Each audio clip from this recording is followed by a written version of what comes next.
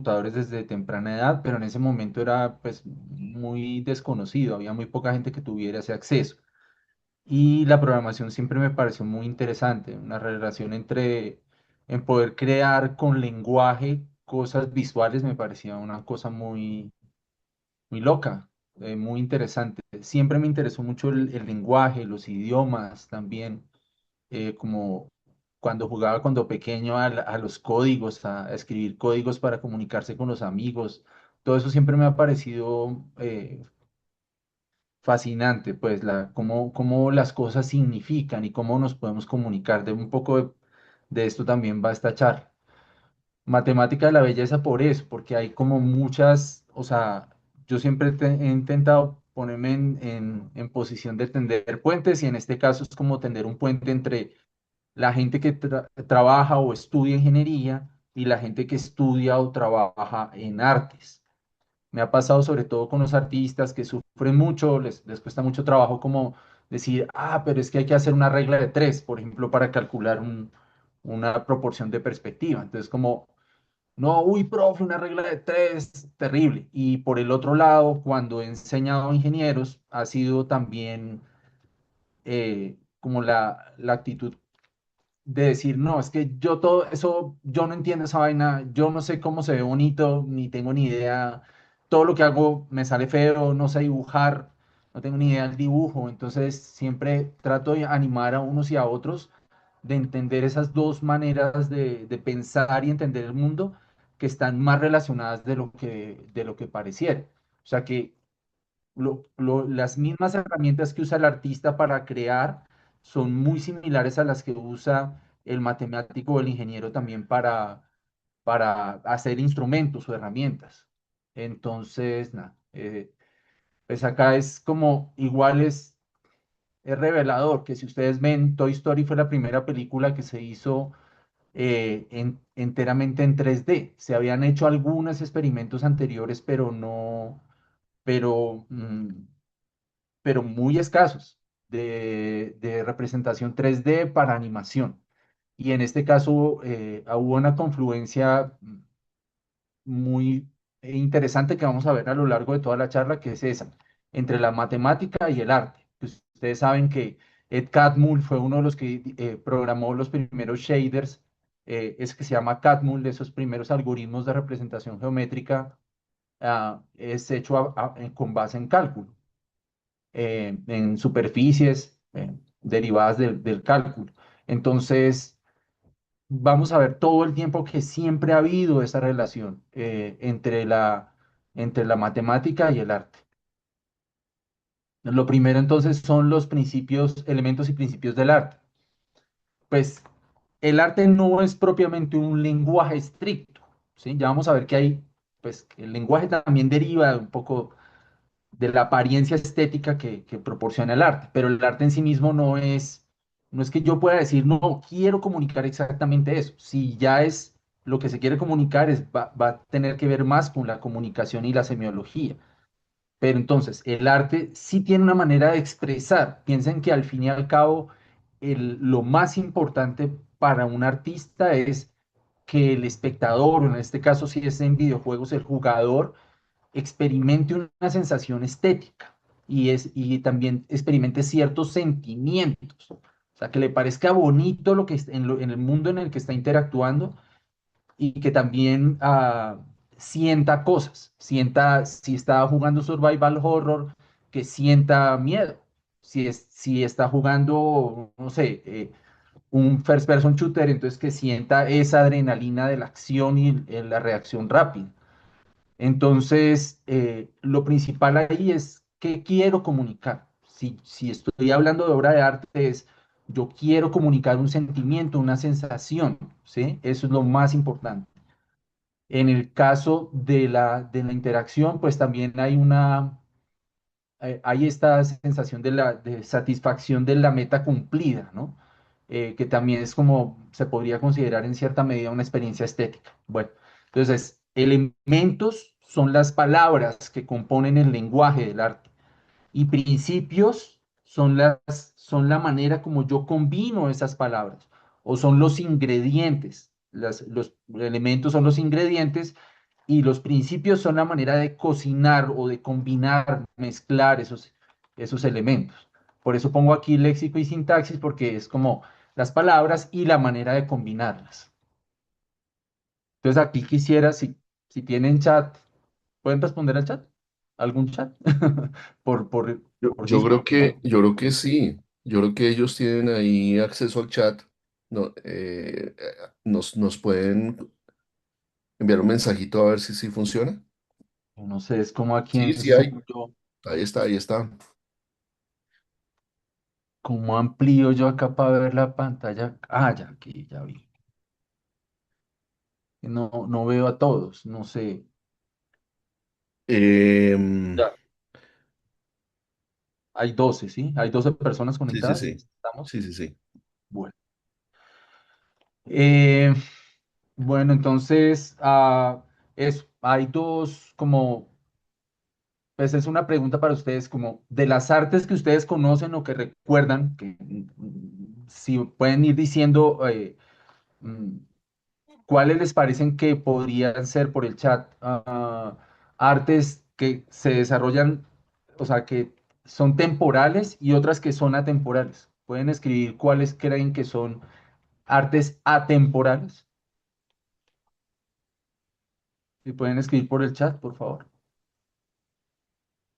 Yo voy a decir una que es,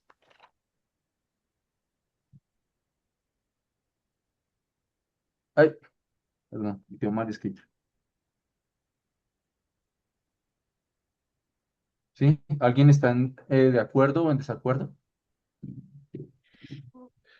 Pero esos son atemporales, dices tú. Atemporales, sí. Tal vez la pintura, dice Cristian, Juan Diego dice la Mona Lisa, creo que es atemporal. En ese sentido de sí, en la inmortalidad. Yo tengo un dicho, y es que los artistas compramos con miseria la inmortalidad. Con estrechez económica, que a todos los artistas nos va peor que a los ingenieros. Ah, listo, ya voy. Entonces los artistas sí, tenemos como esa cosa de que un arte una obra artística puede trascender el tiempo. Pasa también con otras obras de la humanidad y de la ingeniería, obviamente. Sí, atemporales dice arquitectura, pintura, literatura, ¿es atemporal? Actuación. Hmm. Teatro con Este improvisación. perdón, Pablo. No, no, no, dale, dale. No, esta es una división puramente arbitraria y mía, no tiene nada que ver con teorías del arte ni nada, eso me lo inventé yo, mejor dicho, entonces probablemente no lo vean dividido así en otro texto, no sé si de pronto lo leí en algún lado, pero yo lo que pondría es que el tiempo sea un elemento estético, es decir, que yo lo pueda trabajar, entonces yo lo vería al revés de como lo Mm, ve Alejandro y como lo ve Isabela, porque ellos proponen actuación y música. Yo lo que digo es, la actuación requiere tiempo para ser expresada. Yo no puedo actuar si estoy quieto, si no uso el tiempo como un elemento para comunicar mi arte. ¿Sí me explico? Y el caso de la música, que es el que menciona Alejandro, es el más patente de todos, porque la música no tiene espacio. Bueno, ocupa espacio porque resuena, pero no tiene espacio, no transcurre sobre un lienzo o sí transcurre en la vibración del aire, pero no se puede decir que tiene espacio, ¿sí? Entonces la música es puro tiempo, tiempo, manejo del tiempo, ¿sí? Pero es la manera como yo lo veo, porque yo esta charla la he dictado mucho para videojuegos y para animación. Entonces, en ambas el tiempo es crucial, o sea, mucho más en un Need crucial. for Speed, por ejemplo, ¿sí? Porque el tiempo, o en un, ¿cómo se llama? Este que fue el primero que hizo Bullet Time, ay, que no fue en The Matrix, sino, Matrix. no, pero hubo uno antes, un juego antes, que Ah, era de un, sí. un policía o algo Eh, así. Creo que es Blade Runner, creo que es Blade, no sé, pero bueno. no recuerdo allá Entonces, todo ese ahorita. manejo del tiempo es propio de las artes audiovisuales, ¿sí? Pero también en el teatro, porque pues se necesita tiempo, en la pintura sería para mí, bajo ese criterio, atemporal. Y ya vamos a ver, lo que tiene es que cuando es temporal o atemporal, es simplemente que el tiempo es se usa como un elemento estético, ¿sí? Entonces, eso es lo que quiero decir acá. Entonces, la división quedó así, más o menos, diciendo esto, como a la derecha están las que no implican tiempo, es decir, que son la Mona Lisa, que ponía el ejemplo ahorita Juan Diego, pues la Mona Lisa es atemporal en el sentido que no cambia. Si yo voy y la veo hoy o la veo en 10 años, ojalá no se dañe la pintura, el lienzo, ¿sí? Pero es atemporal en ese sentido, no cambia. Yo la puedo ver en cualquier momento y la obra es la misma, ¿sí? Acá hay otras un poco menos conocidas fuera del territorio del arte, que es por ejemplo las instalaciones o los happenings también llaman, que son entre escultura y espacio escénico. Entonces es un poco ya cosas más, artes más específicas de museo, digámoslo así. Bueno, entonces, ese elemento sería el primero, debería ser el tiempo, ya que veníamos hablando del tiempo, pero voy a hablar primero del espacio. Entonces, estos elementos son los que componen el arte visual, digamos, la pintura, ¿sí? Eh, y que son básicos, sin esos no existe la representación pictórica, ¿sí? También aplica a las artes visuales, como si yo tuviera un video quieto, es mudo, digámoslo así. Ok, entonces, espacio es la condición fundamental. O sea, yo tengo, el espacio es siempre que voy a hacer una obra artística, sea un cuadro o sea, digamos, una pantalla, necesita un espacio. Yo lo primero que defino es para qué dispositivo voy. Entonces voy para móviles, entonces tengo que hacer una cierta resolución. Voy para Xbox, entonces unas ciertas resoluciones que Xbox maneja. Entonces tengo que saber en qué espacio va a transcurrir la obra que voy a crear. En este caso, estos lienzos pues son ah, mm, el de o sea, son lienzos que están definidos de manera rectangular. Si ustedes ven la mayoría de las imágenes que nosotros vemos son rectangulares, ¿sí? Tendrá que ver algo con las ventanas, quizás, ¿sí? Porque igual, por ejemplo, los árabes tienen otro tipo de imágenes, con otro tipo de distribución del espacio, con otro tipo de encuadre, ¿sí? Se diría en este caso, o de recuadro, el que se usa para contener la obra de arte. Sí, ahí, por ahí vamos a la proporción áurea o a la proporción dorada. Entonces, el espacio está, yo tengo a mi disposición, apenas inicio la obra, yo tengo un espacio delimitado. No todos los espacios son ilimitados, perdón, son rectangulares. ¿Sí?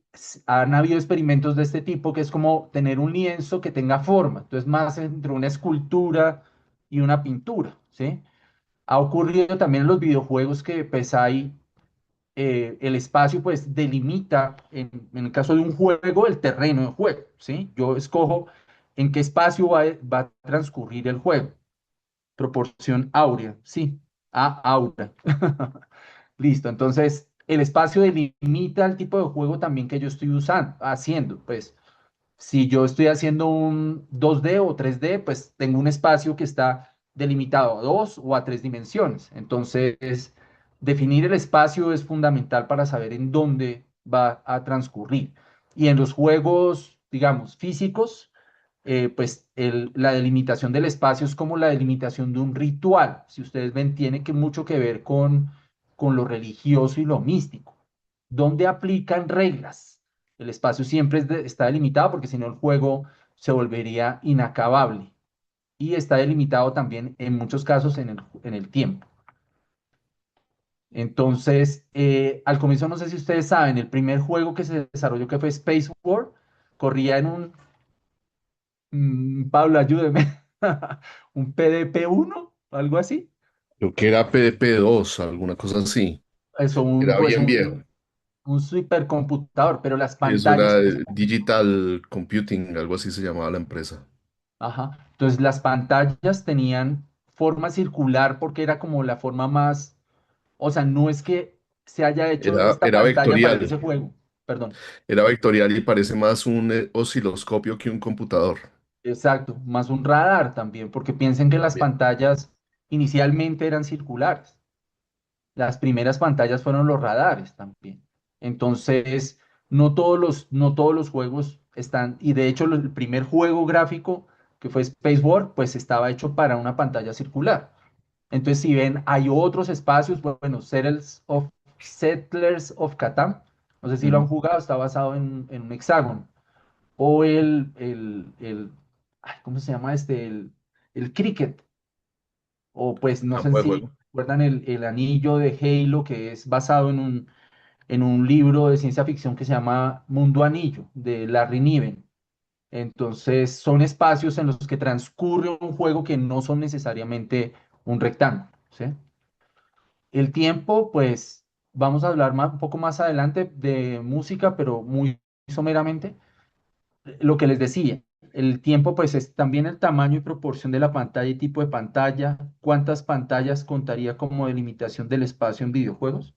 Sí, claro, o sea, el espacio es lo básico, o sea, como que, y también puede ser el espacio interno del juego, no solo la pantalla para la que voy, el formato a la que va a ver el usuario, sino el espacio mismo, el mapa del juego, digamos. El mapa es ese espacio que es un elemento infaltable, o sea, yo tengo que tener un mapa, por sencillo que sea, ¿sí? Eso. Entonces es el espacio de visualización del juego y el espacio dentro del juego mismo. Acá en figuras musicales, pues es lo que yo quiero hacer ver es que la música ha trabajado muy en detalle el tiempo, o sea, como su elemento principal es transcurrir en el tiempo. Lo otro que tiene son tono, me ayudarán los que saben de música, tono y timbre, ¿sí? Tono es la altura de la nota en el pentagrama y timbre es el tipo de, también le llaman tesitura, es el tipo de sonido. Entonces, es diferente un la en un piano que en una guitarra. Bueno, aunque ambos son cuerdas, una es pulsada y la otra es con un martillo. El piano realmente es una cuerda, pero golpeada con un martillo. Entonces los timbres son diferentes. Uno entiende que aunque es la misma nota, el timbre es otro. Entonces, pero lo más importante acá es hablar de tiempo. Ya se sabe, o sea, digamos, si ven, incluso hay una notación matemática. Uno de los que colaboró en definir el piano temperado como lo conocemos hoy fue el hijo de Galileo. Pues, puedo estar equivocándome y diciendo una estupidez, pero más o menos. O sea, era matemático y sabía cuántos hercios medía una onda de un la. ¿Sí? Entonces, ellos hicieron la afinación y definieron la estructura del piano como existe hoy. Entonces, hay números ahí en todo lado en la música, así que hay números muchísimos. Entonces, en este caso, cuatro cuartos quiere decir que es un compás, es decir, una frase completa que va de una barra a la otra, mide cuatro tiempos de un cuarto de tiempo. El tiempo base es la redonda, que es esta redondita. Entonces, esa mide cuatro tiempos. Tan, esa es una redonda y la mitad de esa es una blanca, que son dos cuartos. Entonces es tan, y la negra dura un solo tiempo, es tan, y la corchea dura un cuarto, es un octavo. Entonces son o sea, perdón, ahí hay solo una, pero sería como hacer dos en un tiempo. Entonces, si ven, hay una unidad, hay una fracción, hay muchos números, pero sobre todo lo que está muy estudiado en la música es cómo emocionar al escuchante, a la persona que oye la música, cómo escucharlo, cómo la persona al escuchar tiene sensaciones, tiene sentimientos. Entonces, eso depende mucho del ritmo también. Entonces, normalmente los ritmos más rápidos son ritmos más bailables y los ritmos más lentos, pues son más para relajarse. Entonces, hay un efecto físico que tiene el ritmo en las personas, ¿sí? Entonces, la música ha estudiado mucho eso, el manejo del tiempo, qué tan comprimido, qué tan rápido, qué tan lento, ¿sí? Suceden las cosas. También ha, ha habido, y ahí sí siento de Pablo que decía que la literatura es atemporal porque la literatura soy yo el que invierto el tiempo. Y si bien está pensado como un tiempo, los, tie- el, ¿cómo se llama? La puntuación, los signos de puntuación surgieron con el tiempo. O sea, al comienzo, como no todo el mundo en Europa sabía leer, los que leían eran los monjes o unas pocas personas que sabían leer. Entonces, los textos que se reproducían a mano no tenían puntuación. No existía, tampoco se había, pues no existía como la necesidad de encontrar una puntuación. Va surgiendo con el tiempo y es lo que le da pausas, o sea, como que cerrar una idea es con un punto aparte o un punto seguido significa que es parte de la misma idea o complementa la idea anterior. Entonces, toda esa gramática, no sé, me parece que evoca el tiempo. No estoy seguro si ponerla del lado de las artes temporales o no, pero yo creería que sí implica el tiempo, porque quien lee tiene que emplear tiempo para, y en mucho es el ritmo también de las palabras, como el sonido, sobre todo en la poesía hay mucho conciencia de la idea de que al repetir se genera un ritmo, ¿sí? Ok, y en la danza también hay manera de notar, hay, no sé si saben, pero existen maneras de hacer notación de danza. O sea, para poder repetir una danza antes de que existiera el video, digamos, o el cine, las danzas, pues, cómo se pasaban de generación en generación, pues han habido algunas escrituras de danza y de la manera de anotar una coreografía para que pueda ser repetida más adelante sin necesidad de que el coreógrafo me baile al frente, ¿sí? Entonces, todo esto son cuestiones que si ven tienen que ver con otras artes temporales, pero que, Max Payne es que se llama este, del Bullet Time. Ok. No sé si han visto estos, pues, sí, Max Payne fue el primero que tuvo ese Bullet Time, y no sé si han visto este que es un juego indie que se llama Braid, que Ujú, uno juega como contra el pasado. Ah, bueno, aquí habría que meter Cristales o Cristales, el juego ujú. este colombiano de SIC, que uno juega en tres tiempos al mismo tiempo. Juegan pasado, presente y futuro al mismo tiempo. No sé si lo conocen. ¿Alguien sabe de ese juego? Cristales. Yo sí, Perú. Tristemente no muchos. Cristales, búsquenlo. Creo que fue Ujú. uno de los primeros en salir para Nintendo. O sea, lo escriben como, y la empresa se llama SIC. Uncorporated Dreams es la colombiana. Uncorporated Dreams. Ese está en Steam, creo. Sí, Y sí, ese ya está estuvo ahí. para Nintendo. Ese estuvo en Nintendo Switch, creo, en el Yo primero. lo compré para PlayStation, pero estuvo en varias plataformas, sí. Mm, eso, ok.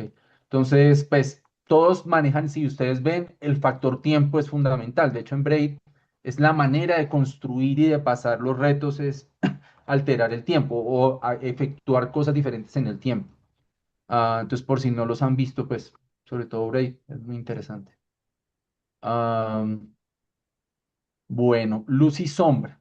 Digamos que la luz y la sombra son el fundamento básico de la visión. Si no hay luz, no hay sombra y por lo tanto no veo. No sé si alguna vez. También creo que tiene demo disponible en GOG. Actualmente, si alguien quiere probar. Ok. Sí, pues ahí lo traía a colación por eso, porque en Chris Tales uno está jugando tres tiempos. Ese fue ganador de Crea Digital. Es el afamadísimo ganador de Crea Digital, porque es como siempre el de poner, es como el frailejón Ernesto Pérez para hablar bien de la televisión pública y del mercado de coproducción de Señal Colombia. Siempre que quieren hablar bien de un programa de incentivo del gobierno, que en este caso es Crea Digital, pues siempre ponen de ejemplo porque salió de una convocatoria pública y luego se volvió un producto comercial. Eso. Ok, entonces luz y sombra, en este caso, pues hay este primero es Sin City, que no sé si vieron, tuvo una adaptación a película, el clásico cómic gringo ¿cómo se llama el autor? Bueno, este Rembrandt y este es Escher. Escher pues tiene mucho que ver con la cosa matemática, pero pues no ese es el tema de ahorita, solo por si quieren conocer un poco más. Escher, un autor holandés de Países Bajos, más bien. Y igual que Rembrandt, que fue como crucial uno de los pintores fundamentales de la pintura del Renacimiento. Entonces aquí si ven, no hay sino luz y sombra, no más. Todo está compuesto con base en luz y sombra. Entonces, otra vez recuerden, sin luz y sombra no hay percepción. Yo recuerdo que a una vez cuando pelado fui a una finca y no sé si ustedes han ido, pero hay fincas como no hay luz cerca, si uno está muy lejos y si no hay luna llena y está nublado, no se ve absolutamente nada. Eso es increíble. Yo nunca había experimentado eso, porque yo soy niño de ciudad. Entonces, pues es rarísimo. En el campo es muy común no ver absolutamente nada, por lo que está lejos de una fuente de luz. Entonces, sin luz no hay percepción, básicamente, percepción visual. Esto lo vamos a ver un poquito más adelante también al respecto de la composición. Hay una corriente psicológica alemana de los años 30, creo, 40, que se llama Gestalt. Gestalt significa literalmente forma. Eh, Acá lo que ocurre es que ellos lo que descubrieron es que el ojo completa. O sea, cuando uno ve, uno trata de buscar forma. Por eso uno le ve forma a una nube, ¿sí? O le ve, sí, eso también llaman pareidolia, pero en este caso, la Gestalt lo que dice es como que el ojo no es pasivo, sino uno trata de buscarle forma a las cosas, que parezcan, si ustedes ven en estos ejemplos de acá, como que parezca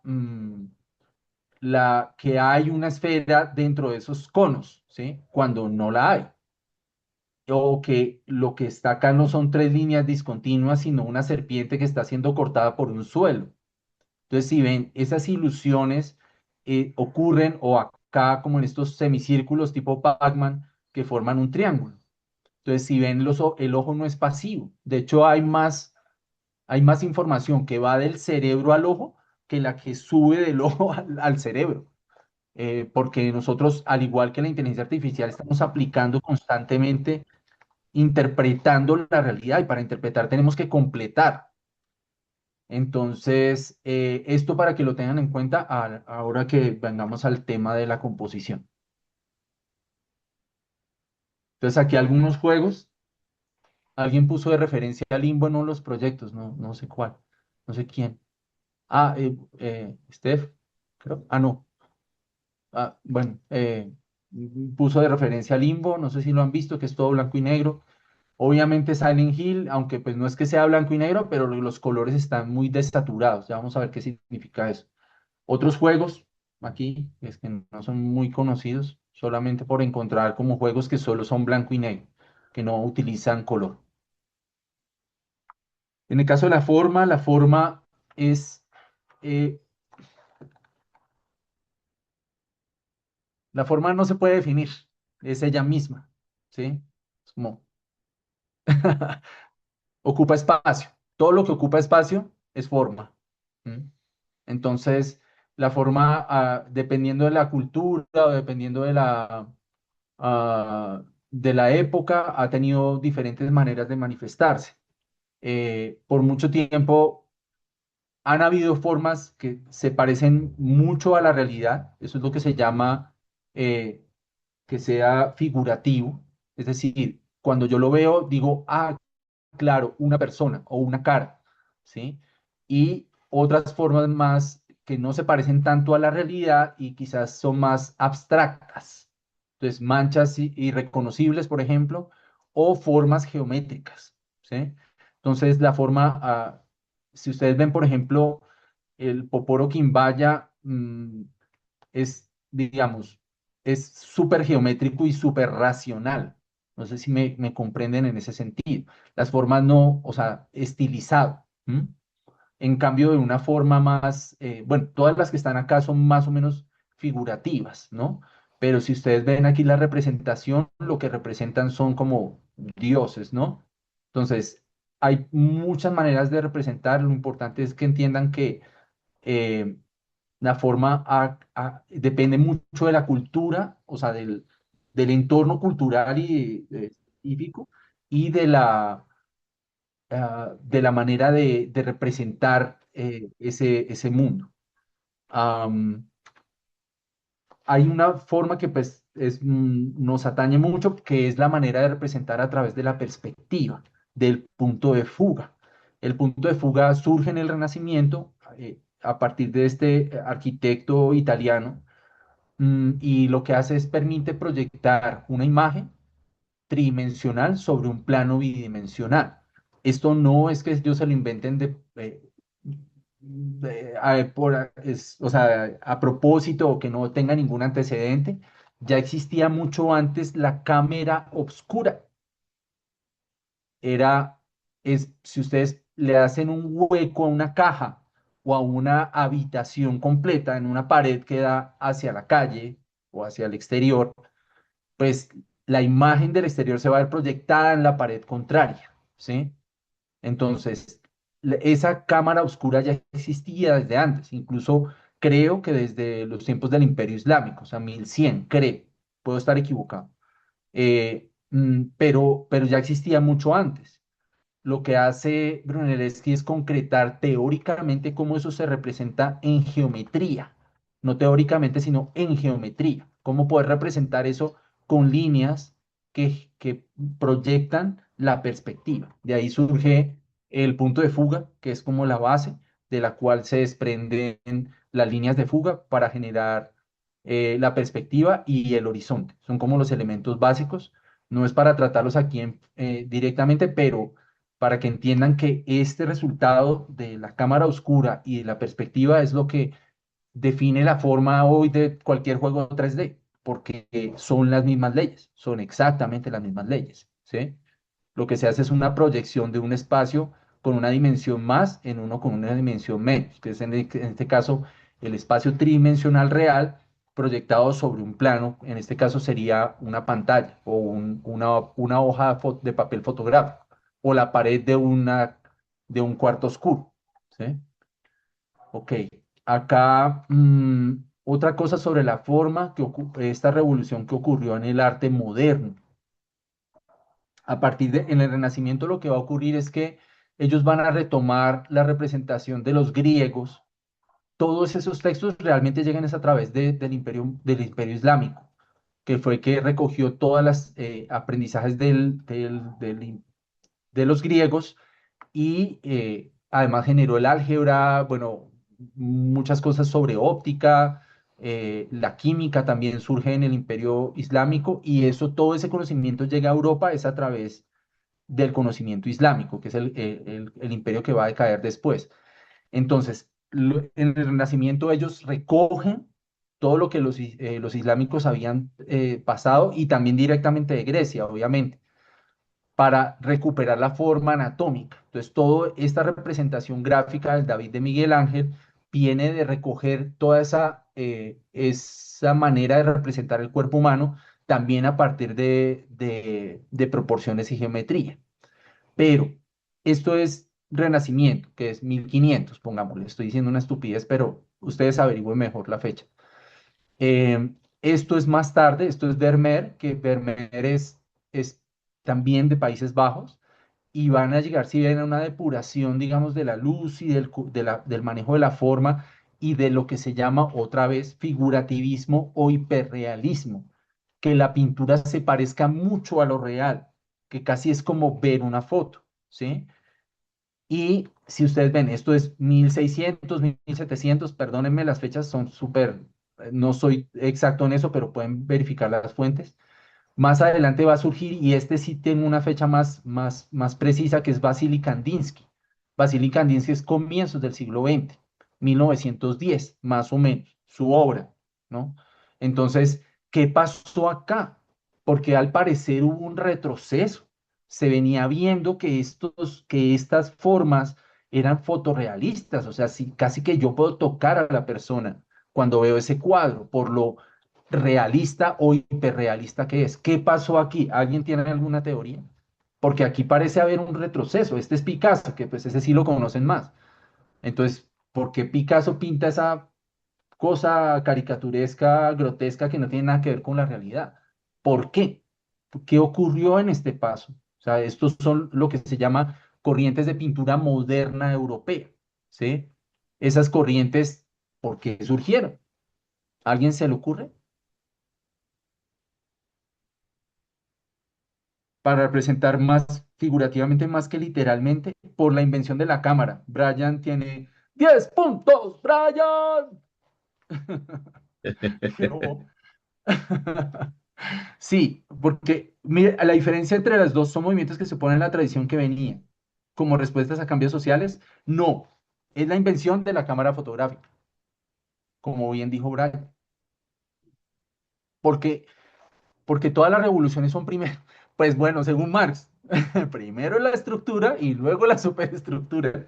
Pues en ese caso sí se cumple, porque la tecnología de la cámara, la invención de la fotografía en 1922, creo por ahí, 28, no sé, es Nicéphore Niepce, un químico francés. El man tenía una botella de aluros de plata en la ventana y ¡ay! Se puso negro. Y entonces probó, le echó ese químico a un papel y se dio cuenta que si se ponía al frente de una cámara oscura, pues esa vaina impresionaba y quedaba fijo en el papel. Entonces, ¿qué pasa?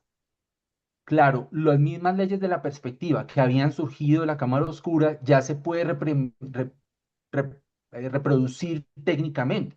Ya yo puedo usar un papel con aluros de plata o una placa, como eran los primeros daguerrotipos, por su vendedor que era Daguerre. Daguerre no inventó nada. El man lo que hizo fue coger la cámara y comercializar esa monda en Francia. Entonces, eso destruye el trabajo de los artistas, porque al igual que pasa hoy con la inteligencia artificial, hacer un cuadro era muy caro, muy caro. Entonces, el problema con eso era que, claro, un pintor, todo lo que tiene que estudiar para llegar a esa calidad de arte y todo lo que tiene que trabajarle al cuadro específico que vaya a tener que pintar, pues son unas pocas personas que podían pagar un cuadro. Por eso todos son reyes, príncipes, obispos, porque los obispos y toda esa gente era la que tenía billete en esa época. Entonces, lo que hizo la fotografía fue abaratar la representación y la posibilidad de trascendencia. Piensen que uno solo trascendía antes su figura, su imagen, solo trascendían los ricos. Solo el rico tenía una escultura. ¿Cuánto ¿Saben cuánto vale el mármol nada más para hacer una escultura? Un bloque de mármol. ¿Ustedes saben cuánto vale eso? Y luego, ¿cuánto se tardan en hacer? ¿Ustedes creen que se tardaron en hacer esa escultura del David de Miguel Ángel? ¿Y cuántas personas? Eso mide como 7 metros, creo. ¿Cuánto se tardaron? Ahí pongan números. ¿Tan penosos? Parece. Miguel ¿Meses? Ángel era un genio, ¿no? Hay que también tener eso en cuenta, ¿no? No, pero eso eran escuelas, Pablo. Eso son Mm, escuelas. Eso no era él solo. Él ¿El solo David? haciendo mondá. No, eso es demasiado Mm, trabajo. Eso bueno, son escuelas completas. Por, hace rato leí otra cosa, pero hace mucho tiempo. no, por lo menos 10 años, no sé. Pero es que esa vaina es un camello. Pero mira, lo que leí hace ya mucho tiempo, el techo de la Capilla Sixtina lo hizo Miguel Ángel en 3 años. Por ejemplo. El frontón, que después lo pusieron, el techo es Antiguo Testamento. El frontón que era el Viejo Testamento, como ya tenía fama, el tipo se demoró como 50 años porque ya no tenía ganas de hacer eso. Pero el tipo era un genio. O sea, No, para los claro. que conocen, el tipo era un genio. Pero todas esas eran escuelas, de verdad. O sea, eso eran tropas de gente. No siempre, pero muchas veces, por ejemplo, Da Vinci trabajó como aprendiz. Ah, ese Y él sí. aprendía y entonces le tocaba, hey, chino, pinte ahí ese pedazo de cuadro. A usted le toca el pedazo de la mano. Eso no eran, o no eran, eran empresas, eran como O para mi empresa. también uno puede ver la pintura que hizo uno de su escuela de la Mona Lisa que está en el Prado, en Madrid, contra la que está contra la que está en Louvre. Ajá. Son muy parecidas, Ujú, pero son distintas. Y pues la que le atribuimos a Da Vinci es la que está en Louvre, ujú, pero la otra, pues, no sé. Puede que sea el ayudante, pero no sabemos. ya. Bueno, lo que ocurrió acá, entonces ahí dijeron varias cosas, 10 años, 5 años, pero es el equivalente a 1000 UAD o USD. US dólares, o bueno, no sé si sean otros Actualmente y dólares años ahí. de trabajo por lo menos 5, si era algo sencillo para esculturas. Entonces, sí, claro, solo los ricos se podían pagar una escultura. Ujú. y solo unos pocos o un poco más una pintura, porque una pintura pues es más, es camello, pero no es un mármol. Entonces, mm, todo ese trabajo se ve pues como derrumbado, como sus estructuras, porque al final la cámara hace lo mismo con un solo hacer un clic. Eso al comienzo era largo, las exposiciones eran de horas. La gente para salir en la foto tenía que estar quieta. Les ponían como un arnés para que se quedaran quietos, porque si se movían se ponían borrosos. Entonces les tocaba estar horas, pero es que un cuadro se demoraba meses o años dependiendo de lo complejo del cuadro. Entonces, pues, estar horas para inmortalizarme en una imagen, pues, ¿dónde pago? Entonces, la fotografía acabó con el arte, porque se quedaron sin trabajo. Entonces, lo que está haciendo Kandinsky acá es explorar lo que hemos estado viendo. Vamos a ver de aquí en adelante. Color, forma, ¿sí? Línea, son los elementos del arte. Ahí fue que encontró el arte él, ¿sí? Encontró cuáles eran esos componentes. Por eso los puntillistas y los expresionistas comienzan a pintar, impresionistas, perdón, comienzan a pintar con brochazos, porque están compitiendo con la cámara. Y también comienzan a explorar más el color. Hey, este color no está en la naturaleza de una, porque no estamos, los colores además no estaban en la cámara todavía. O sea, la cámara todavía no permitía el color. Entonces ellos exploraron mucho el color y combinaciones de color que no correspondían con la naturaleza para separarse de la fotografía también. Ya en el momento en que también la fotografía es a color. Entonces, si ven todo esto, la forma va a tener muchas como sucesivas revoluciones y una de esas fue la Bauhaus, que fue una escuela de arte alemán que entre guerras se formó también a partir de que años antes en los kinder es palabra alemana, es niño, ¿no? Kinder, como kid en inglés.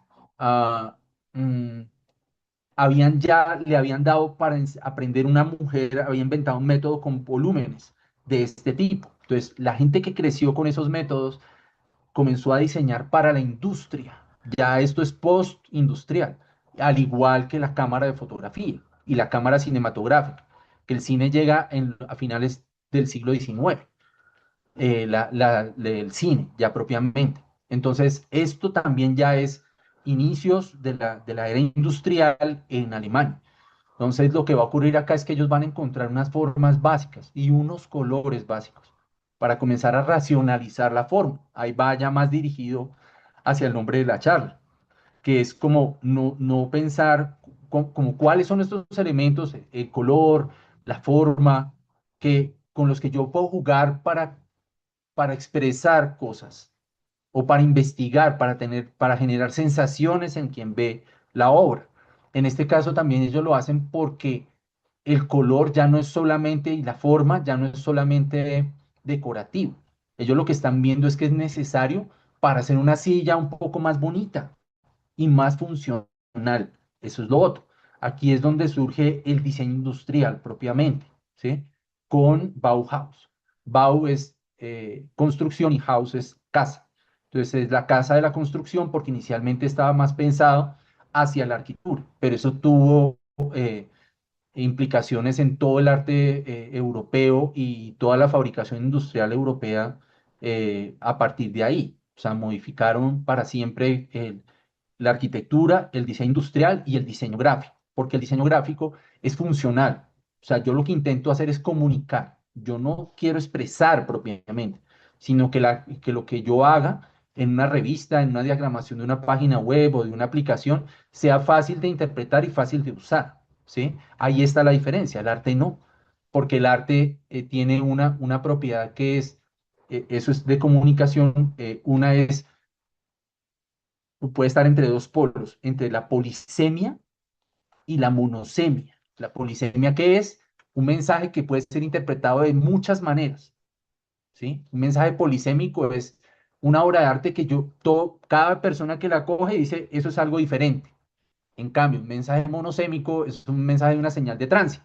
todo el mundo sabe o debe saber que si es así, si es rojo, debe parar, ¿sí? Entonces, entre esas dos cosas está también la funcionalidad, o sea, que ayude a entender y normalmente ahí el diseño gráfico, por eso se llaman artes aplicadas, como el diseño industrial, porque no son para la propia expresión del artista que lo hace, sino es para hacer más funcional o más efectiva la comunicación de la pieza artística, de la intención de quien compra, del cliente en este caso o el fabricante. Entonces, acá vuelvo a hablar un poco de eso, como si ustedes ven, hay diferentes formas de representar la realidad, desde lo hiperreal o fotorreal, que es casi indistinguible de la realidad, o lo más abstracto o no realista, ¿sí?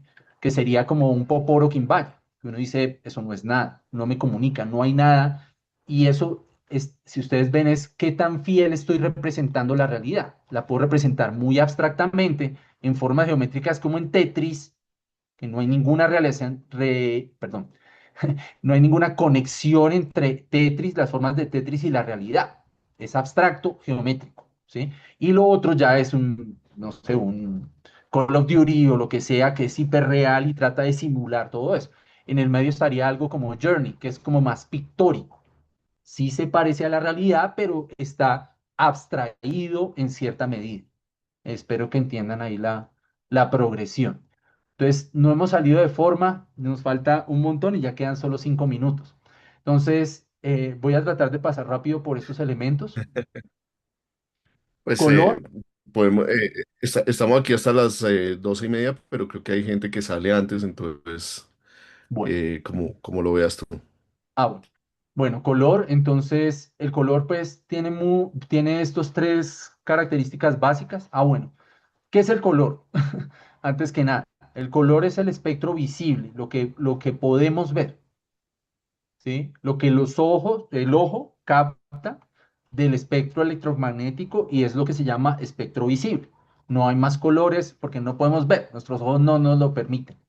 Entonces, ese espectro visible es lo que llamamos, lo que en el arte se hizo un truco y se dijo que, si ustedes ven, es como cojo este espectro que es una línea y lo vuelvo un círculo.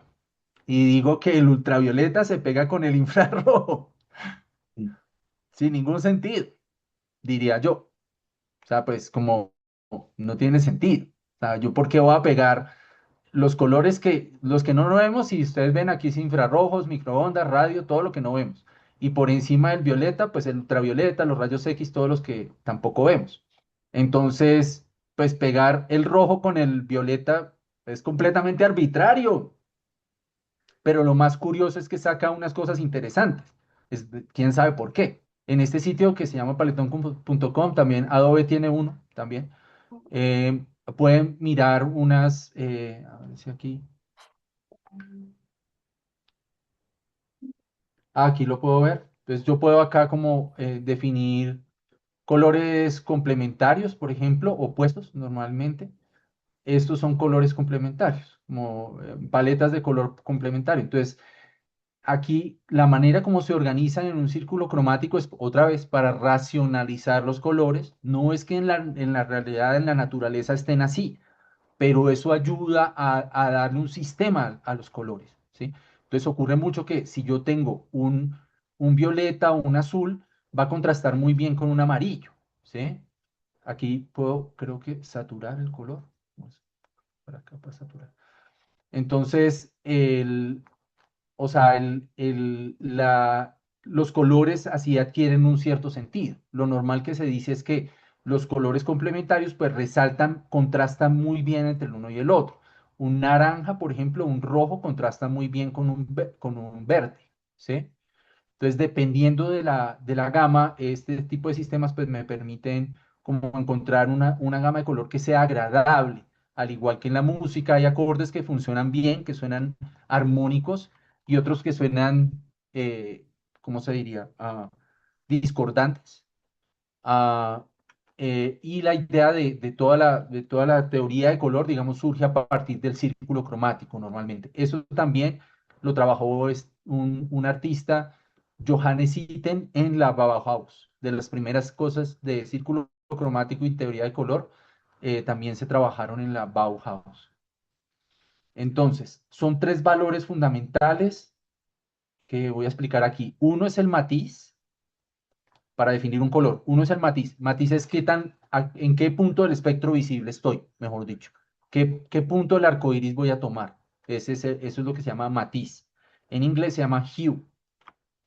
Lo otro es saturación, ¿sí? Saturación es qué tan puro es el color.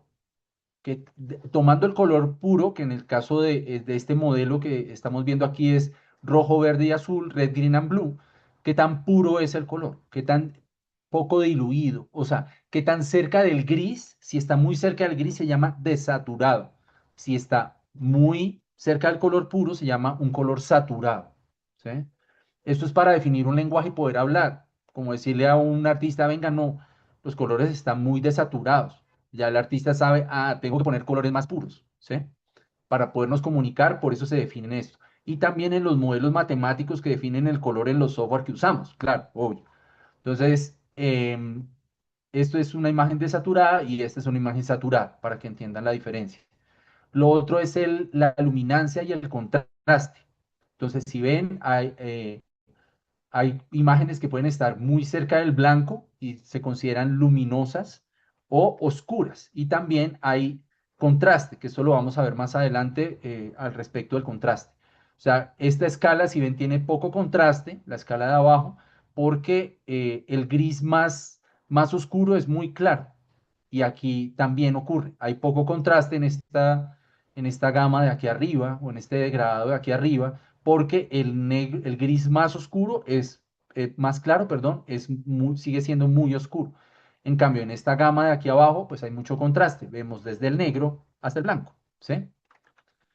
Ok, hay muchos modelos y lo que se llama espacios de color, ¿sí? Pero en general hay algunos modelos que se usan en los software que usamos y pues aquí si ven, por ejemplo, este va de lo más saturado arriba a lo más desaturado y por eso la parte de arriba se ve más gris. Y si ven el matiz, es decir, el color que yo quiero escoger, pues va de izquierda a derecha como moviéndome por el espectro visible, por los colores visibles del arco iris.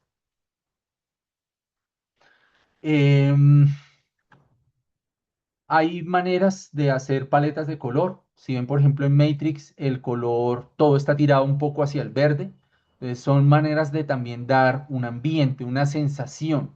¿Sí? Ahí, pues, obviamente ese verde tiene que ver con las pantallas con las que ellos interactúan con la Matrix que son de ese color. Entonces, eso le da una cierta unidad. Cuando ya estamos hablando de una paleta de colores como qué decisión toma el artista a la hora de escoger los colores, ¿sí? Y eso, pues, cómo comunica sensaciones o sentimientos. En este caso, sí, pues el verde para mí en Matrix me da una sensación como de opresión, quizás, de cosa electrónica también, como estar en un ambiente que es solo construido por electricidad, ¿no? Es la sensación que me da. En el de la derecha, pues no es una película muy conocida, pero una de mis preferidas de la historia del mundo mundial. Oh Brother, Where Art Thou? O Hermano, ¿dónde estás? Una película de los hermanos Cohen, unos hermanos judíos, excelentes realizadores. Y esta, si ven, me da esa sensación de cosa seca. Ellos fueron los primeros que hicieron una corrección digital de color sobre cine filmado. Todavía en ese tiempo se podía filmar. Ya material fílmico ya casi no existe. Entonces, y esta colorización que va más hacia los sepias, si ven hay como una pátina, como una película sepia encima de todo, me da esa sensación de cosa seca, porque está hablando del comienzo de los Estados Unidos, del surgimiento, digamos, de la cultura industrial de los Estados Unidos. Entonces, cada paleta de color que yo escojo también va en este sentido. Hay otras paletas, no sé si han visto alguno de estos ejemplos, no son muy conocidos tampoco. El de la derecha es también una película muy bonita japonesa que se llama Tekken Kinkri. Y si ven, usa unos colores poco habituales, digámoslo así.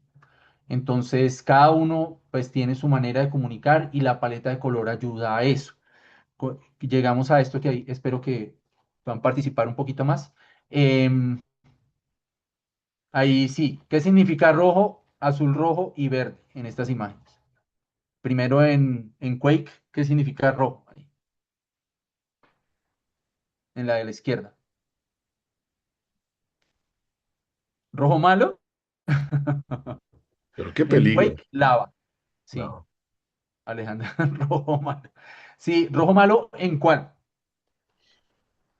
En la de la mitad, no me Juan dan. Diego. Brian Peligro, sí. Ujú. Acá, qué más simbolizaría rojo y azul en nuestra cultura? Por ejemplo, en el Señor de los Anillos. ¿Quién conoce el Señor de los Anillos? Que son el contraste ahí entre azul y rojos, para mí serían los elfos y los orcos. Rojo Mordor y Sauron. Ajá. Agresión versus tranquilidad. Ajá. Ok. Entonces, en este caso, para mí, como Tolkien era católico, para mí significan cielo e infierno. Entre los orcos y los elfos, lo que hay es porque los elfos viven en el cielo, ¿no? Como los ángeles. Y los orcos viven en el infierno como los demonios, ¿no? Entonces ahí hay una relación bastante clara con la religión. Vean que no está suelto de ese tipo de clichés, porque a veces creemos que los colores se abstraen a la cultura y no es cierto. O sea, para los chinos rojo significa otra cosa. Depende de las tradiciones y los acuerdos simbólicos a los que haya llegado esa sociedad, ¿sí? No es lo mismo para un indio el verde que para nosotros. Y también depende, que vamos a ver un poco más adelante, del contexto. Entonces acá, porque miren que aquí el verde, ¿qué significa el verde de la derecha? Porque aquí rojo en Quake, sí, este es un Quake más nuevo, creo. ¿O este es Half-Life? No, creo que este es Quake también. El verde, ¿qué significa aquí a la derecha? ¿Alguien por ahí? A mí sí me corchaste. Toxicidad, Parece, parece, wow, puede ser tóxico. A mí me parecía una también es gelatina de esas de toxicidad. limón. Mm. Pero ese mismo verde, si yo lo viera en un bosque, verde veneno, exacto. Ujú. Sí, desechos, pero por lo que el entorno es industrial. Si el entorno fuera un entorno natural, verde significa, ajá, tranquilidad si está en el bosque, obvio, claro. Entonces miren que los colores, porque siempre dicen mucho, entre esos videos que les mandé, que puse en el canal de arte, hay algunos videos que explican eso, pero traté de buscar que no explicaran mal, porque es que hay unos que dicen como, no, rojo significa tal cosa, amarillo significa tal cosa, verde tal cosa, nada significa nada, nada. Obvio que hay una relación con lo natural. Entonces, si yo veo lava en Cuenca a la izquierda, es porque yo he visto algún video de lava y entiendo que esa es la textura que tiene, como rojo, negro, cafés, naranjas y el amarillo muy brillante. Entonces, yo interpreto eso como lava porque lo he visto en la realidad. Pero hay otras cosas de convención que no necesariamente eh, se relacionan directamente con la realidad, no son una expresión de la realidad. Entonces, o un reflejo de la realidad. Entonces, en ese caso, cuando los colores no están así, no funcionan de manera matemática. Siempre que vean eso, siempre es más un uso de la cultura. O sea, hay una combinación de cosas reales y cosas que no, pero significados que se dan en la mitad. Por ejemplo, este significado de cosa verde e industrial y es muy típico de videojuegos, porque el entorno es industrial. Entonces, vean que la manera que comunican los colores no es solamente, o sea, ahí está nuestro contexto cultural de ser una cultura católica, de haber leído a Tolkien, de haber asumido que los ángeles viven en el cielo y los orcos viven en el infierno. Entonces, los ángeles son azules y los orcos son como la lava, porque el infierno supuestamente es caliente y hay fuego.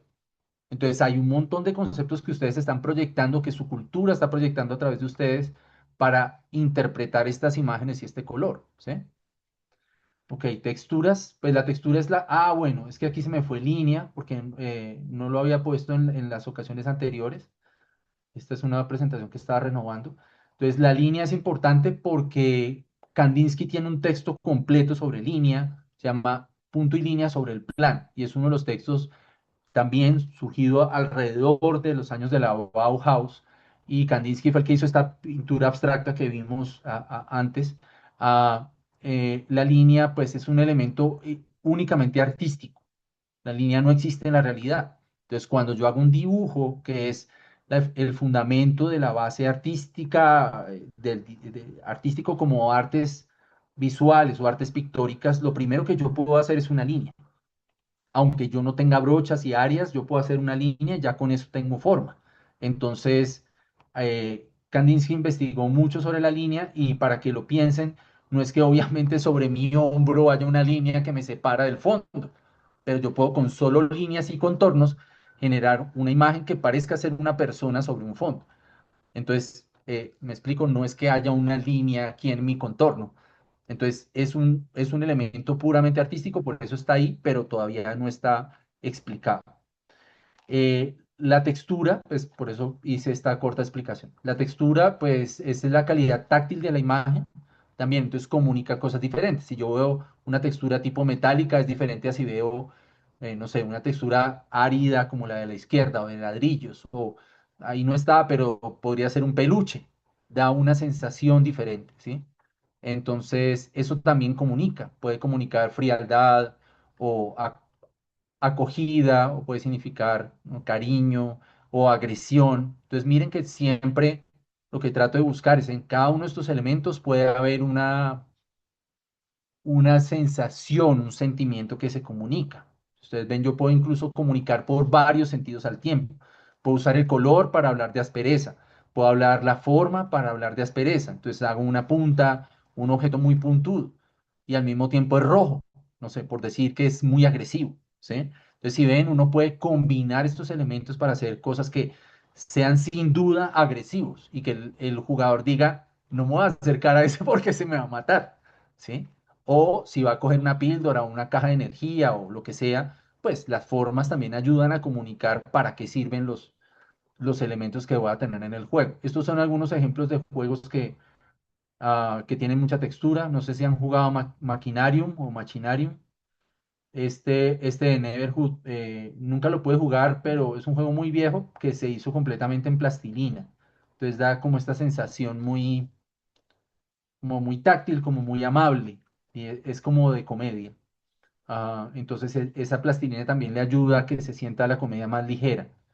En Maquinarium todo parece como ilustrado a mano, como si fuera en tinta, como tinta china. Un poco también como este Child of Light, que también parece un poco como eso, como un acabado más pictórico.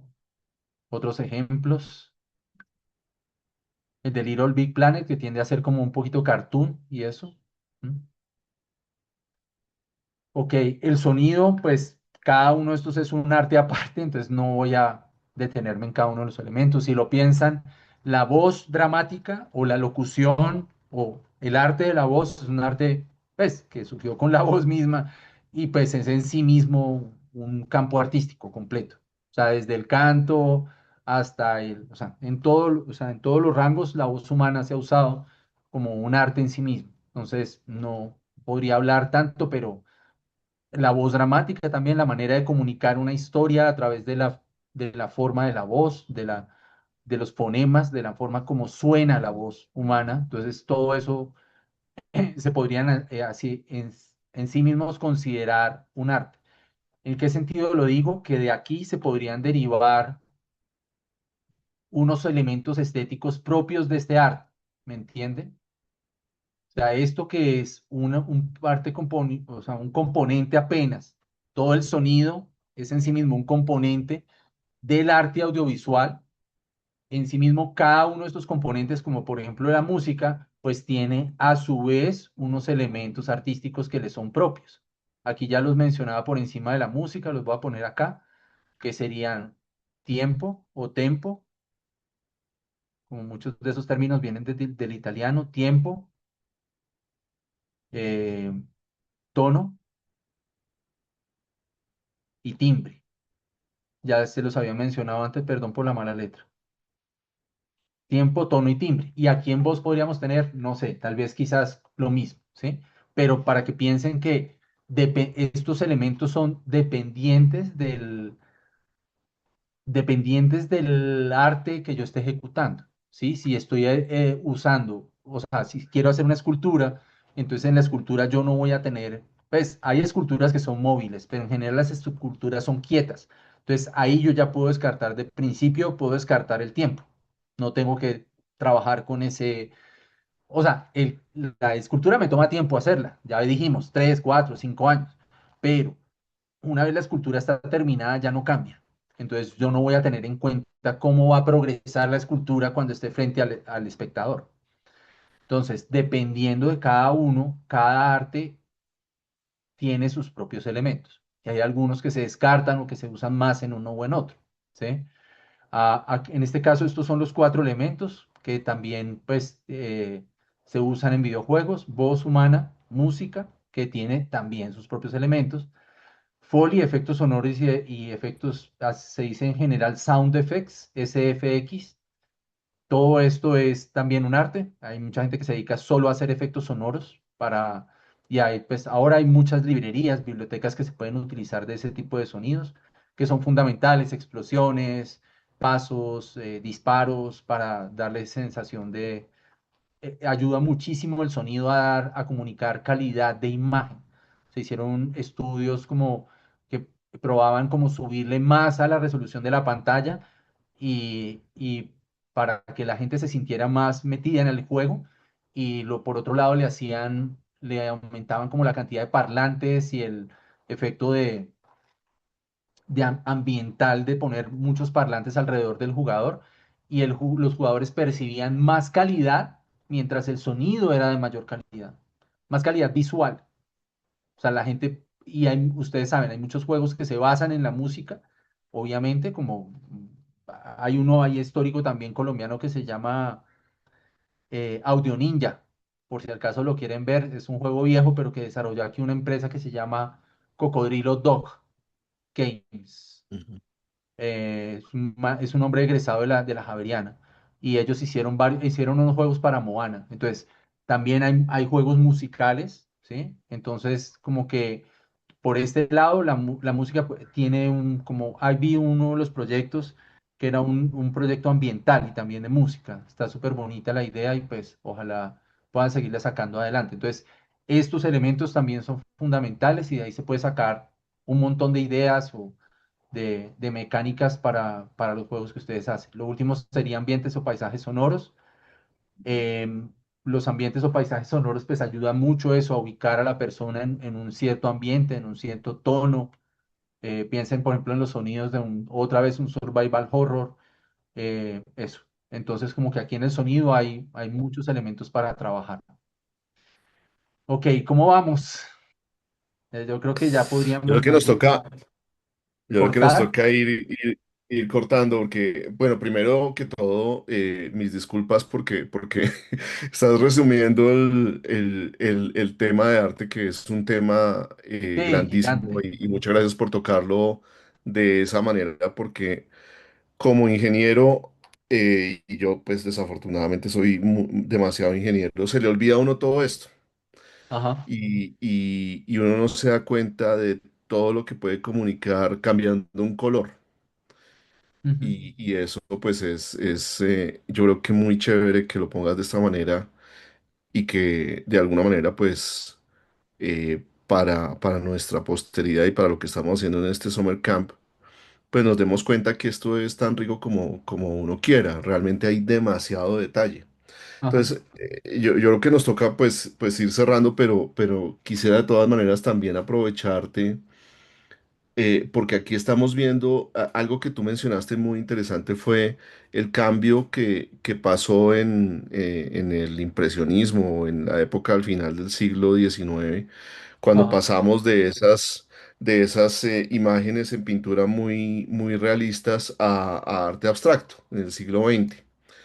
eh, y pues claramente por un avance técnico que fue la fotografía. Y si a alguien pues le interesa ver más detalles, para mí, ingeniero, el libro de Historia del Arte de Gombrich fue maravilloso porque pues le da a uno demasiados detalles de lo que fue esa evolución. Pero ahorita Ujú, estamos viendo otra evolución, está esa evolución de la inteligencia artificial que en cierta medida nos invita a que ya no tienes que hacer el modelo 3D. Mira, aquí das un prompt y ya lo generas. O ya no tienes que hacer las imágenes, mira, aquí haz un prompt y ya lo generas. Que yo creo que pues eso es lo que tenemos y hay ujú. que verlo más como oportunidades que como, como digamos, peligros. ¿Tú cómo lo ves? ¿Cómo crees que podemos aprovechar esa gran influencia pues, digamos, en cierta medida irresponsabilidad de los que estaban empezando a vender inteligencia artificial para lo que sea, de que pues ya no necesitas el artista, puedes hacer aquí esto con el prompt? ¿Tú cómo lo Sí, ves? sí, sí se puede. Digamos que lo que ha hecho la inteligencia artificial es lo mismo que hizo la fotografía en su tiempo, abaratar los costos y simplificar el proceso, ¿sí? En ese sentido, sí estoy de acuerdo, pero pues no voy a hablar de todas las cosas negativas que tiene la IA que las tiene, sino voy a tratar de hablar de una manera muy pragmática del impacto que ha tenido en la realidad y en ese sentido sí tiene mucho que ver con lo que pasó con la fotografía. Claro, antes yo hacer un dibujo muy elaborado me requería mucho tiempo y el trabajo de educación de un artista de años. No es algo fácil de hacer. O sea, para que un artista pueda hacer una escultura como la de Miguel Ángel, no es solamente un problema de talento, es un problema de educación y de un trabajo constante de estarse equivocando. Los artistas siempre aprendemos a través del taller, es decir, hágale mijo, como la mamá polla empuja el polluelo, salga a volar, porque no hay otra manera, ¿sí? Entonces, claro, hay que racionalizar y aplicar los conceptos, pero el trabajo es sudor, sobre todo, el trabajo del artista. Entonces, la cosa positiva de eso es que podemos tener acceso a algo que pueda parecer un arte de calidad, pero lo que me falta o me faltaría de la charla es como lo que vendría a ser el criterio más importante que ustedes deben tener. Ya lo hemos visto en lo que les expresé en esta hora pasada, pero eh, cuando se habla de composición, y ahí les diría que vean ese video que les puse ahí, que lo estuve viendo nuevamente y está buenísimo. El que yo les monté aquí en YouTube, este hombre explica súper bien conceptos que yo me tardaría en explicar y lo haría peor. Entonces, si pueden ver este video, les agradecería. Dura 30 minutos, está súper bien explicado. Vuelvo a la IA.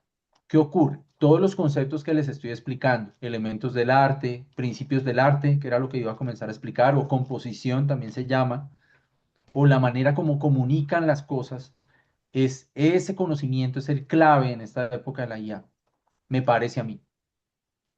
Es el criterio. Es como que si yo voy a programar, yo tengo que saber qué es un algoritmo, yo tengo que saber pues, cómo puedo hacer un algoritmo recursivo, cómo puedo hacer un for, cómo puedo hacer un llamado, un evento, lo que sea, ¿sí? Y ya eso yo lo aplico en cualquier lenguaje que yo quiera aplicar. En este caso es lo mismo, más o menos. ¿Qué es lo que ocurre? El arte va a pasar de la ejecución, de la destreza de la ejecución a la destreza de la escogencia. Yo, o sea, el artista no llega a un chat GPT a generar una imagen cualquiera y le va a poner a usted una imagen con otra y decirle, mire, es que aquí este es el universo en el que yo quiero moverme. Y yo digo, esas dos imágenes son completamente diferentes. Usted me está mostrando, me está diciendo que ese es el entorno en el que se va a mover su juego, pues no tengo ni idea en qué entorno va a suceder. No entiendo qué es lo que usted quiere, ¿sí? El artista sí selecciona. Yo digo, quiero un ambiente sombrío, triste, industrial. Entonces, todo el arte que yo escojo es para que se exprese eso que yo quiero expresar. Ahí es donde está el criterio del artista. ¿Qué colores escojo del arte que me bota la inteligencia artificial? O como le digo yo desde el comienzo, de que tenga un ambiente sombrío, que sea, ¿sí? Entonces, mucho del prompting, que yo, pues del lado artístico, yo lo llamaría literatura o descripción. Es el arte de describir bien lo que yo quiero expresar, ¿sí? Entonces, Eso está más cerca del arte realmente. Un prompting que yo haga para un chat GPT, ustedes tienen es que afinar el ojo literario también. O sea, como aprender a describir la realidad y a representar lo que ustedes tienen en la mente. Antes lo complicado era generar esas imágenes, pero ahora hay que generar el texto que genera las imágenes. Ahora, lo otro es que todo el tiempo eso lo estamos haciendo ahora. Yo le paso los bocetos, las referencias a la IA. No arranco desde cero con un prompt, porque lograr el estilo que yo quiero me va a tardar mucho.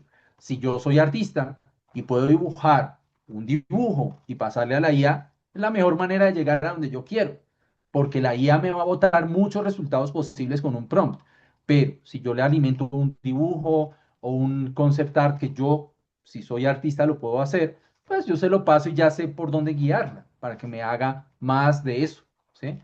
Entonces, yo pienso que no es tanto, o sea, sigue siendo importante. Es como, no sé, voy a hacer un contrato, soy abogado. ¿Puedo usar la IA? Claro que la puedo usar, pero es que el abogado sabe dónde está el hueco. El abogado va a pillar. Esa ley no dice eso, porque la IA alucina todo el tiempo. De hecho, es la labor de los artistas y de la IA alucinar. Si ustedes ven, lo que hacemos los artistas es alucinar. Entonces, el abogado va a decir, usted está alucinando ya, yo sé que esa ley aquí en Colombia no aplica así. Usted está citando un inciso de la ley que no existe. Es lo mismo el artista. Claro, el chat GPT me provee el mismo fucking Miyazaki de siempre, el mismo fucking Pixar de siempre. Si yo no le doy una indicación clara, tengo el mismo arte de todo el mundo. Es todo ese AI slop que abunda. Ahí no hay expresividad. La expresividad se pierde. Esas obras de arte puede que se hagan muy rápido, pero son inexpresivas, no comunican, que es lo que yo al final quiero. No importa, si ustedes lo van a hacer con IA, entonces cogen Meshi, Es obligatorio dejar el aquí abajo y hacer perdón, compartir. Es un honor haber toman Meshi y le mandan un dibujo que generaron en ChatGPT.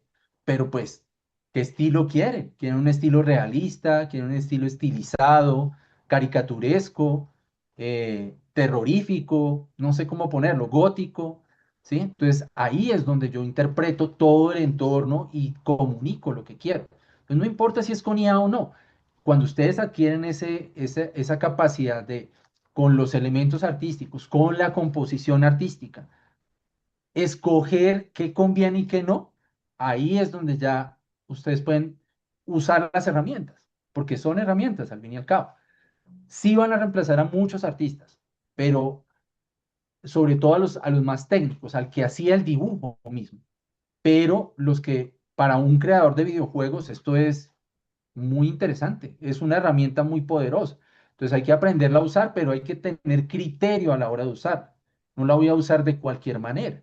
Voy a tratar de escoger el tono, el universo, la historia que quiero comunicar, ¿sí? Y todos estos elementos, color, forma, iluminación, contraste, no sé, todo eso, más composición que no alcanzamos a ver, todo eso yo puedo comunicar más eficientemente lo que quiero. Si el jugador se divierte y si además se mete en la historia, en el universo gráfico, pues lo, eso no importa si lo hice con IA o no, pero cuando cojo la IA y la ejecuto sin criterio, pues no logro esa coherencia que necesita la obra de arte para comunicar, no logro esa armonía entre los elementos, sino lo que veo es un collage de cosas contradictorias y que no comunican ningún sentido y me pierdo en el juego.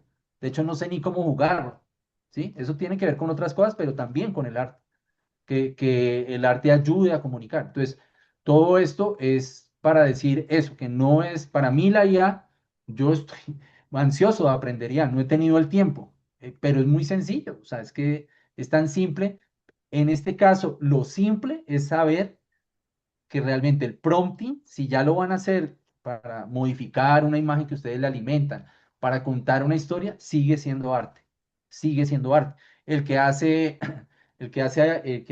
usa la IA para derecho, para aplicar leyes y hacer estar ante un estrado judicial, pues es un abogado. Y el que usa la IA para generar arte, pues es un artista. porque yo no le voy a pedir al abogado, no le voy a decir, ah, pero eso es fácil, vaya y cree un modelo 3D.